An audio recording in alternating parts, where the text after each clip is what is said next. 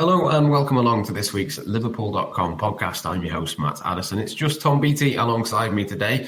Not Michael Plant this week, but hopefully we'll be back as a three again at some point in the next few weeks. Still a bumper show to get stuck into, though, with plenty of transfer talk with just one game left of the Premier League season. It's going to be a fascinating weekend. I'm sure there'll be plenty to talk about along those lines, and we might well return to that on next week's show. But for this week, which of course, as ever, is brought to you by NordVPN, we are going to talk a lot about transfers and a few of the exciting names that have been linked with Liverpool. Before we get stuck into that, don't forget to get the best discount off your NordVPN plan. You can go to nordvpn.com/bloodred. As ever, our link gives you 4 extra months on the 2-year plan. There's no risk with Nord's 30-day money-back guarantee, and the link is in the podcast episode description box below. But without further ado, Tom, let's get stuck into it. We'll start, I think, with Jeremie Frimpong, because that seems to be the most advanced, to say the least, of the Liverpool transfer links. It's obviously an exciting time. It's the topic that people love to talk about the most, really, I think, when it comes to Liverpool, even more so than the football matches themselves sometimes. But Frimpong looks like he's going to become the first Liverpool signing of the summer. Is that a name that excites you? Are you surprised at all that that's the route that they've gone down? What was your initial verdict when it became clear that he was one that Liverpool were really seriously going after? Yeah, he's a player that obviously we've earmarked on this show before today when we were weighing up Liverpool's options, maybe heading into the window in the summer, maybe in that right-back position. I think there's an interesting point to be made about him as well, that he can play a little bit more advanced, and I think we definitely saw that at Anfield, I think, earlier in the season. Obviously, Liverpool got the win that night, but things could have been slightly different in that game. Obviously, he got a goal which was chalked off, I think, in the first half of that game, and it kind of showed him in that more sort of advanced role, really, didn't it? As sort of a right wing back, turned into almost the right winger. So I think I've heard a couple of whispers as well from a few observers of maybe him being able to play out on the left wing as well, maybe cutting inside. You can maybe see that happening with the way kind of the game's changed, if you like, in terms of inverted wingers and all that sort of thing. So, yeah, I think overall he probably does seem to be, for me anyway, probably the best option out there on the market in terms of that right-back position. I am interested to kind of see whether he does fulfil slightly different roles within the squad as well. We know that's something that FSG love to do in terms of a signing, maybe adapt them along the way, maybe in the coming years. And I think maybe Arne Slot will have one eye on doing that as well. So I think, yeah, if that does get over the line, I think it ticks a lot of boxes as sort of an option, maybe to help kind of Conor Bradley as well. Maybe edge his way into the team. We've seen over the last few weeks kind of, hints of what he's able to do in the red shirt, and we've seen that obviously earlier in his Liverpool career as well. The Madrid game obviously springs to mind as well, but I think that might actually help his development long term, maybe having someone to mentor him. And yeah, it seems like overall a good sign, I'd say, for Liverpool. Yeah, I'd agree with all of that. I think it's important as well that he counts as a homegrown player. Obviously, Liverpool losing Trent, that is always a good thing when you're thinking about squad planning and that kind of thing. I mean, I wonder to what extent is the sort of wing back, plays very high, isn't really a typical fullback. I wonder whether that is overblown to a certain extent, because obviously Leverkusen play with a back three. That's the role he's asked to play under Xabi Alonso. He has played as a more conventional right back in previous clubs. Obviously was at Celtic, was at Manchester City's youth academy before that. It's going to be interesting to see what Arne Slot does with him, but I suspect it will primarily be for that full-back role, and he does seem to be decent enough at a 1v1 defending. He's obviously going to be very different to Trent Alexander-Arnold, but as we've said a million times, Trent is completely unique, so that was always going to be the case. I mean, where do you see him fitting in? Do you think Conor Bradley will start the season as first choice? Do you think, Frimpong is there to kind of come in and be that instead of him? How do you sort of see that battle shaping up in terms of who starts the season there next season? Yeah, I think it's an interesting one, and I think maybe the blueprint for Arne Slot coming into this season was almost a bit of a role share between Conor Bradley and Trent. Obviously, with Conor's injury record so far this season, that hasn't really come to fruition fully, but I think when he has played, he's really showed potential, and I think that we can see that on the back end of the season that I think Arne Slot is wanting to trust him, and he has hinted at that in press conferences as well. So whether he's going to be the first choice moving forward is a really interesting one to kind of ponder now. I think that bring obviously a top level player in, maybe, you know, coming into that role as well, that does kind of bring up that question, doesn't it, of who's going to kind of get that shirt at right back, I think, for next season. But yeah, I think it's an interesting one. I think that basically, you know, competition in that area is always a good thing, and we've had now for 8 to 9 years at least with Trent Alexander-Arnold, that, you know, the shirt's been his really at right back, and you know, Liverpool have played through him up until Arne Slot kind of coming in. So I think during that Jurgen Klopp era at Liverpool, he was kind of the playmaker from right back, wasn't he? And we've seen in a subtle way maybe that change over the course of this season as well. So I think maybe we're going to see an evolution in that role, in that part of the pitch, I think, maybe next season. And it maybe gives Arne Slot that chance, I think, to maybe work with her a little bit on the training pitch, a proper pre-season now as well, with no kind of tournament football to come as such. So yeah, I think it's interesting with Frimpong, and like you say as well, you know, he's had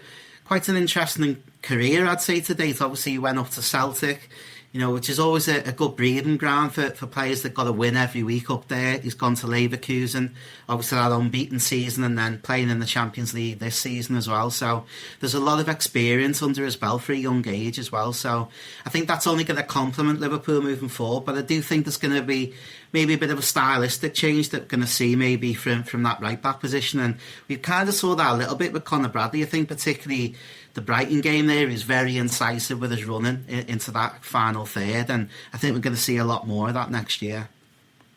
Yeah, I think the way I'd see it is almost similar to what Liverpool have had on the left wing this season in terms of Diaz and Gakpo. And you mentioned the kind of role sharing there. I think that is a good plan to have, really. I don't think you necessarily have to have a first choice and a second choice. That can change anyway throughout the course of the season. But to have two players in a position, I think, makes both of the players better. We've definitely seen that with Gakpo and Diaz pushing each other on and making sure that they are at the top of their game. If one of them needs a rest, or if one of them is not in the best form, you can just play the other one until that rectifies itself. And I think that is, you know, what Liverpool probably want across the course of the pitch, really. If you've got a couple of players in each position who are reasonably similar, there might be a slight bit of a gap, and that gap might change. It might get bigger at certain points of the season. It might be slightly smaller. I think that's definitely the way to go in terms of squad building. And I think in terms of the squad as well, for the price that they're paying for him, it's relatively cheap. It's a low risk thing. It's not quite a Federico Chiesa bargain in terms of, you know, the upside being huge, but in the modern game, in modern terms, to be paying about £30 million for a player of that experience, the fact that he's homegrown, the fact that, you know, he would come in with European experience. He's a player that, as we've mentioned a few times in the last few weeks, that the right back market isn't particularly strong. So, you know, that normally would push up the prices of the ones who are there that are quality options. Obviously, there's this release clause that Liverpool can trigger. To me, that seems like a really good player for the price as well, which obviously we know Liverpool like to do that kind of thing, but I almost think there's no downside almost to this transfer. If it doesn't quite work, it's not been that much money anyway. It seems pretty low risk to me. Yeah, definitely, and that's kind of what's gone through my mind as well. It's a typical FSG transfer in that respect, I think, and in the best possible way. That, you know, obviously you look at his age and at his profile maybe of what he's already got under his belt. He's again, in that respect, a typical FSG player. They like players who've made a lot of appearances, obviously at a young age at 24. He's a Netherlands international as well, and he's played in a couple of different leagues as well. So I think he's a really kind of cultured footballer. And like I say, the game at Anfield earlier in the season as well, I think that gave Liverpool fans maybe a bit of a chance to see what he's made of as a player. Obviously, he's able to kind of dart forward. He's got that pace. I think he's got a bit of physicality as well in that respect. But like you said before as well, he's been asked to play in that back five But I think maybe then kind of defensive qualities are maybe being overlooked a little bit. And I think for 35 million, like you say, maybe under that actually with the conversion rate, I mean, it just looks like a bargain for Liverpool. Maybe almost risk-free in that respect. You know, obviously he's homegrown, like you said as well. So he ticks all them boxes, I think, in terms of what Liverpool are looking for, just in terms of a footballer in general that they're going to bring into the ranks. And he looks like a good personality as well. I think that's always been a litmus test at Liverpool as well. I think they really do almost the background checks on players quite readily as well. That seems to be part of the scouting at Liverpool anyway. So yeah, I think in that respect, you know, just looking into the interviews he's done, obviously after, I think Celtic won the league when he was there, you know, he seemed quite an affable presence, didn't he? And I think that's going to fit in with what Liverpool have already at the training ground as well, and within that dressing room. So I think he's going to fit in well in terms of his personality, which is a big thing. And yeah, I think moving forward, you can kind of see that role share happening that we've seen at left back, and maybe I'd imagine we're going to touch on that later in the show as well. At left back, maybe a situation there that's going to arise. But I think it's good to see maybe that healthy competition that's going to brew maybe next season as well. Yeah, definitely. We spoke to Cody Gakpo after the Brighton game on Monday, and he was obviously asked about him. As you say, he's a teammate at international level. He was speaking with quite a few Dutch players actually in the tunnel. Brighton have got 4 or 5 of them in their squad. There's obviously a group growing now at Liverpool as well. So it'll be interesting to sort of see if that deal does happen, as it looks like it probably is going to. It's, you know, another little group, another little thing to watch out for. But obviously, slightly, as Gakpo pointed out, actually, one of the sort of English lads as well, if you like. He's grown up in England and moved here when he was fairly young, I think 6 or 7. Played for Manchester City from that kind of moment onwards. So yeah, definitely an interesting one, and gives us something to think about and talk about through pre-season as well. There's been summers where there's not really been anything new or anything different, but I think it's fair to say definitely if it is Jeremie Frimpong that comes in, or even if it's Conor Bradley that starts the season, it's going to be a very different kind of player in that position to Trent Alexander-Arnold, which is a bit of a shame, obviously, in some ways, but also is certainly something interesting to look out for. But you teased the left-back position. Let's move on to that one. Obviously, Milos Kerkez is one that we've spoken about plenty of times. I'm sure there'll be other players being looked at as well. Jorel Hato at Ajax seems to be a name that has popped up for probably a couple of years now, although he's only 18, very experienced and very highly rated. So let's go down the Kerkez route first, because that one seems like it's possibly slightly more likely and maybe the first choice in the eyes of a lot of people, really, I would say. Is Milos Kerkez the best option, do you think, for Liverpool to look at? And at £45 million or so, do you think that is a good deal, or is that slightly more than you think Liverpool might be willing to pay? Yeah, it's interesting when you compare it with the right flank. Obviously, there's a bit of a dearth of options in world football at the moment on that kind of right-hand side. So I think that the price tag for Frimpong in terms of the release clause looks even less, doesn't it, when you compare it, obviously, with Kerkez. But yeah, I think relatively speaking, it's probably still a decent deal for Liverpool. I know that Liverpool normally look in the market for players maybe under the kind of 24 kind of age, so he ticks that box. And I think in terms of his output, I think at Bournemouth this season, I think he's certainly been probably the best left back, I'd say, over the course of the season, in my opinion, in the Premier League. I think Anthony Robinson, I should say, at Fulham, I think he's been excellent as well. But maybe his age profile maybe doesn't make him one that kind of stands out in terms of FSG and what they'd be looking for Liverpool. So yeah, I think Kerkez in that respect, I think, you know, he ticks a lot of boxes. I think the comparison with Andy Robertson as well, in terms of what he used to bring at Liverpool, he still does, obviously, but I think, you know, there's maybe been that conversation about maybe moving forward whether Robertson's going to be that first choice next season. I think there does seem to be that comparison, I think, in terms of their attributes of what we used to see from Andy Robertson, maybe darting down that wing. He's full of energy. he's able to provide assists as well, and I think he's able to kind of step in as well. We saw that there was a big conversation, wasn't it, early on in the season when it looked kind of odd to see Andy Robertson having to step in, receiving the ball from the goalkeeper. I think Kerkez, from what I've seen of him, he's very comfortable with the ball at his feet, and I think that's something that the scouts at Liverpool will have looked at. And again, it seems like a really good option for Liverpool. I think obviously he's an international as well, 23 appearances for Hungary, and obviously we've got Dominic Szoboszlai in the dressing room already, who I think can almost learn the ropes at Anfield. So yeah, again, I think overall it seems like a really good deal for Liverpool if they're able to get that over the line of 45 million. I think I've read recently there's a bit of interest from Manchester City as well, but I think that fullback option of Hato at Ajax was an interesting one as well, because he can fill in at centre back. But in terms of a real kind of fullback, authentic fullback who's kind of played in that position a couple of seasons now in the Premier League, in terms of Kerkez, I think he does seem to tick a lot of boxes, and I think that ultimately will be what Liverpool are looking at in terms of the market this summer.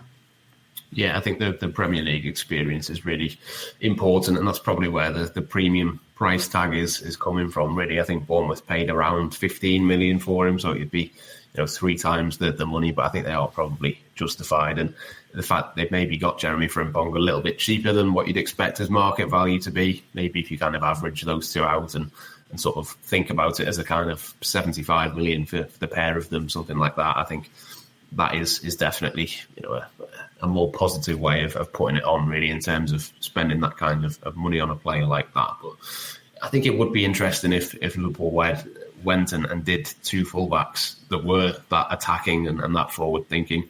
That's not to say that Frimpong or Kerkez are bad defenders by any stretch of the imagination, but I think primarily the attributes that you associate with both of them are more going forwards, and as you say, the energy that they've both got, that the sort of ability to drive forward with the ball more at their feet rather than in terms of the passing. It would be interesting, I think, in terms of the setup and the way that Arne Slot went about it next season. If he was to have 2 flying fullbacks going forward, it would make Liverpool a little bit more open, but it almost reminds me a little bit of PSG. I know Arne Slot was very impressed with them, as were all of us, I think, when they came to Anfield, and particularly in the game in Paris as well. That would excite me, I think, in terms of a template, really. If you had those 2 bombing forwards, you maybe have a midfield that's very technical and can kind of keep the ball and keep things compact. You are asking a lot of the centre-backs, but I think suddenly you are looking at that and thinking that's a really exciting, attack-minded, dynamic sort of attacking unit. I know we're still talking about fullbacks, but they're very much a part of it, and very much in the modern game, that is the way forwards. I mean, is that something that would excite you as well? How impressed were you with PSG, and should that be the template, do you think, for Liverpool this summer? Yeah, I think ultimately it's kind of testament to the old guard at Liverpool, at right back and left back, of how kind of the roles changed in world football over the past 5 years. And yet you look at PSG in that game, the 2 legs obviously that Liverpool played up against them in the Champions League this season, and I think them fullbacks have been a big reason why they've been able to make the Champions League final. Obviously Hakimi on the right wing and Mendes at left back, and they almost look the level above anything I've seen in Europe this season, really, in terms of that kind of attacking aspect to the game.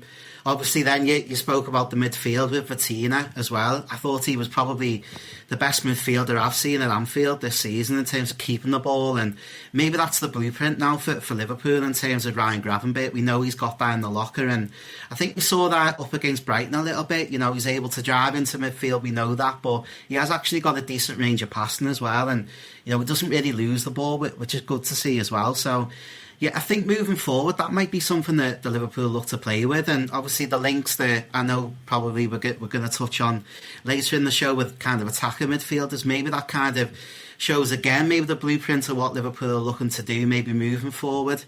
I think the manager spoke about Dominic Szoboszlai as well, maybe being able to play as a number 8. And I think we spoke about that on the show before today as well, haven't we, in terms of his energy and that sort of skill set. So Yeah, I think that's really interesting in terms of what your fullbacks can kind of bring, and we've not really saw that so much this season. I'd say in terms of Liverpool, maybe the emphasis is more being maybe playing through the middle a little bit more, maybe making use of that number 10. You know, a lot of emphasis as well on Mo Salah, I think, at times at right wing as well, in terms of supplying passes for his other forwards and creating chances for himself. But yeah, I think there's a world where maybe Liverpool do kind of transition a bit back towards kind of that flying, attacking sort of wing-back kind of role for the full-backs. And I can definitely see that come to fruition with the two players that Liverpool have been heavily linked with, albeit, you know, we don't know whether them deals are going to come over the line maybe in the next few weeks. Obviously, Kerkez has been linked with other clubs, and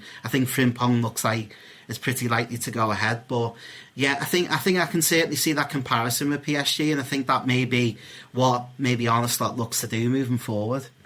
Yeah, that would definitely excite me, I think, going forwards, and be something to really get stuck into. I think during pre-season, we've mentioned again a few times on this show that it's going to be really important that they've got that full summer to work on things. And, you know, Arne Slot up to this point has only worked with the players that he inherited, Federico Chiesa aside. It's interesting to see what he has done with some of those players and got more out of them. But I think this summer he's almost got a bit of a blank canvas, really, to do whatever he wants, whatever his real ideas are of what he wants this Liverpool team to be.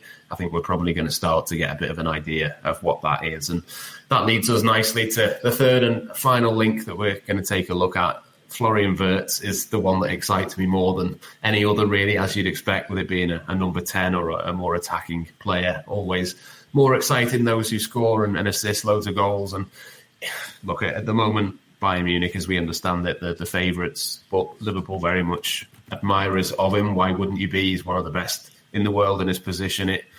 It would be a real game changer, I think, if Liverpool could do a deal like this, as expensive as it would be and as sort of un-Liverpool-like in some ways that it would be in terms of the price and probably the wages that would go with that and all the rest of it. I mean, this one would be a real exciting one. If Jeremie Frimpong and Milos Kerkez aren't enough for you, Florian Wirtz definitely would be, I think, Tom. Oh yeah, he'd be such a statement, I think, for Liverpool, and like you say, a little bit out of character in terms of FSG, of maybe the outlay they're maybe going to have to do in terms of this transfer. But I think there was maybe signs, a couple of summers ago with Moises Caicedo, that at certain times Liverpool are willing to kind of break the bank for a player that they know maybe for the next 10 years is going to be that man in that position. I think that's certainly the case with Florian Wirtz as well. From what I've seen of him, I've always been impressed with him, and his numbers really tell of that as well. In terms of the player he is, 10 goals this season, 12 assists as well in the Bundesliga. Obviously, they just missed out on the title this season, but he was instrumental, weren't he, under Xabi Alonso in that unbeaten season where they went on to win the league 2 seasons ago now. So yeah, he just looks an incredible player, and I think for his age as well, obviously international experience in the Champions League, only 22 years of age as well. And like you say, Liverpool maybe look a little bit behind Bayern Munich in terms of the chase for him. But yeah, I think, he's a player that really excites me. I can certainly see how he could fit into this Liverpool team as well. You look at that number 10 position, and I think Liverpool, it's been crying out this season in terms of that number 10 position for maybe a player who really fits for what Arne Slot's looking to do. Obviously, he'd done that at Feyenoord. He really kind of utilised that as a role on the pitch. So I think Dominic Szoboszlai at points this season, and he probably showed that a little bit in the Brighton game as well. I think he possibly could be better a little bit, further back in the team. I think that possibly you'll see them attributes in terms of his legs, maybe that energy that he's got. I think that's a key attribute in his game that everyone's kind of earmarked so far this season. And I think we can actually see more of that in a number 8 role in a weird way. I know that Wirtz is a player of kind of that German mindset, really, of the gegenpress and that sort of thing. It's kind of drummed into them now, I think, from an early age of kind of playing that way. And we know that quote from Jurgen Klopp that ultimately the gegenpress is probably the best playmaker in the world, isn't it, in terms of being able to get that ball from the opposition up high when you're pressing up. And I think he's a real exponent of that in play when you look at the way kind of Leverkusen do set up. So Yeah, he really excites me as a player. He looks like a bit of a Jurgen Klopp player, to be honest with you, even though he's gone. But maybe that kind of shows maybe the way Liverpool are looking to evolve now, moving into this new era under Arne Slot as well. So, yeah, really exciting to see Liverpool with a player like that. And like you touched upon it, it's not often that we see Liverpool kind of linked with these sort of players, you know, that top echelon of maybe the superstars in the world game. But it does, like I say, kind of remind me of the Moises Caicedo one of, you know, if he does tick a lot of boxes, he's of a certain age profile, he's an international, he's got them minutes in the top European league already under his belt. The kind of, when you look at it, you kind of think maybe the outlay would be worth it. Maybe you're not going to get that resale value, but, you know, ultimately, if you're going to get a player for 10 years where this is his kind of destination and he's going to elevate the club and maybe what you're able to do in the next 10 years, it seems almost like a no-brainer in that respect. So, yeah, I think, you know, looking at it as maybe an option of a deal, I think it ticks every box for Liverpool, and I can certainly see why they're looking so heavily into him. Yeah, he's such a brilliant player to watch, and crucially, as you say, the goals and assists there as well in all competitions, 31 of them in 46 games this season, which I think is obviously hugely impressive. Only 22 years of age, but he's got the output, he's got the work ethic, he's got everything you need really to go on and be a superstar. I'm slightly surprised that Real Madrid haven't been linked more with him, with obviously Xabi Alonso going there. I think they've obviously got a lot of attacking options already, but if Rodrigo was to move on, or if they were to lose maybe one or two of those players at some point in the next few years, I think he would definitely be an option that they would go for. But listen, if the opportunity is there, I'm sure Liverpool will push for it, and rightly so. I wanted to mention Dominic Szoboszlai as well. You mentioned there that he played a little bit deeper against Brighton. I was really impressed with him. I thought he was excellent, even if he didn't mean the goal that he scored. He was trying to cross that ball in, and it flies into the top corner. But I thought it was interesting that we saw almost as much or maybe even more impact in the final third, really, with him starting at that deeper point. The only question I would have is then what do you do with Alexis McAllister and Ryan Gravenberch, because you can't play all three of those if Szoboszlai is going to be deeper as well. There's only so many people you can put on the pitch at any given time. But I thought it was really interesting that Arne Slot tried that, and he's tried one or two things in these last few games. He's obviously given Elliott a go. Federico Chiesa came in and didn't really do a great deal, but I think Szoboszlai is probably the one experiment in the last couple of games that really has worked, that Arne Slot has tried. So that's definitely something I'd like to see a little bit more. As I say, though, the question is just how you do that when you've got Alexis McAllister to play there as well. Yeah, I thought it was interesting coming into the game and certainly after as well, that Arne Slot kind of hinted that he's given Alexis McAllister the rest of the season off. So I think that he's kind of noticed that Alexis McAllister, he's put so much energy into this season, and you know, you look at the amount of minutes he's played and also the energy he's had to expend in that number 8 position, and maybe that was quite telling as well, that, you know, possibly that is an option now with Szoboszlai, that you drop him further deep. And again, we've spoken a little bit about role sharing within that squad and having 2 players in each position where they're able to fulfil that. And I think moving forward now, that's maybe an option for Arne Slot, certainly, of dropping Szoboszlai back a little bit if they are able to get a deal over the line for Florian Wirtz. So, yeah, I thought that was really telling from the manager, that he did kind of hint to Alexis McAllister kind of being fatigued, really. And I think it was maybe a message maybe to the supporters, maybe hinting at maybe what he's looking to do moving forward as well with the player that we've mentioned, obviously, in Dominic Szoboszlai. So, yeah, I think that's a really interesting point to make. And like I say, he has been kind of experimenting after the league kind of been sewn up in recent weeks, and we saw that with Conor Bradley in recent weeks as well. And I just kind of wanted to touch upon that as well. There, I thought he was excellent in the game. Maybe defensively, again, you know, possibly wasn't as focused as he maybe would have liked at certain moments, but I think he's really kind of developing that side of his game as well. And yeah, I felt there was a lot of promises in his performance as well. So yeah, moving forward, I can certainly see how that's going to play out in terms of his sort of attacking threat. And I thought the combination with Harvey Elliott for the goal as well was excellent. So I think a lot of supporters will be rightly excited about what we're going to see from Conor Bradley moving forward. And I think the other kind of area in the squad that you touched upon, obviously, with Chiesa, I think that is interesting, of maybe them attacking options. And I think there's been a lot of talk about maybe Liverpool needing a centre forward as well. moving into the summer. So maybe, that wider conversation now about maybe needing an extra attacker. There's not really been someone who's kind of stood out so far, I'd say. And I've heard a couple of people say about Florian Wirtz that maybe he could be used as a false nine as well. So maybe that kind of ticks that other box that maybe we didn't think that maybe coming into the summer. But, these scouts and like so Michael Edwards and Richard Hughes, they look at these kind of players of how they can sort of adapt them. And I can certainly see that with Frimpong next season as well. So, yeah, maybe Florian Wirtz kind of ticks that box and maybe solves that equation for Liverpool as well in terms of the centre-forward position. If Liverpool maybe lose a body there, maybe moving into next summer or next season, I should say.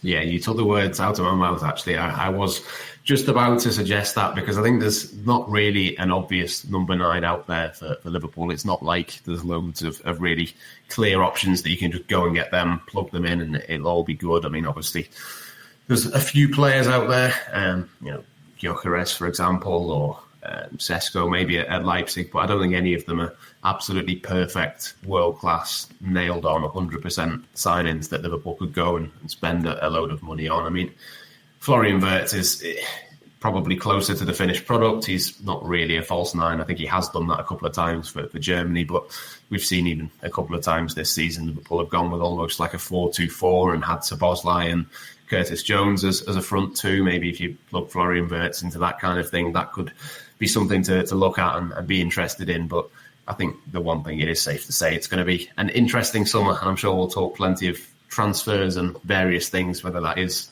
Frimpong, Kerkez, Florian Wirtz or anybody else across the course of the next few weeks. But I think we'll leave it there for this week's Liverpool.com podcast. We've got through plenty of things there that have made me excited, certainly. It's obviously going to be a big weekend as well for Liverpool, lifting and then parading the Premier League trophy. But once that is out of the way, I'm sure there'll be plenty more things for us to discuss on this show in the next few months. So, yes, thank you to everyone at home for listening. As always, thank you as well, Tom, for jumping on with me. But we'll leave it there for this week's Liverpool.com podcast, and we'll be back in the same place at roughly the same time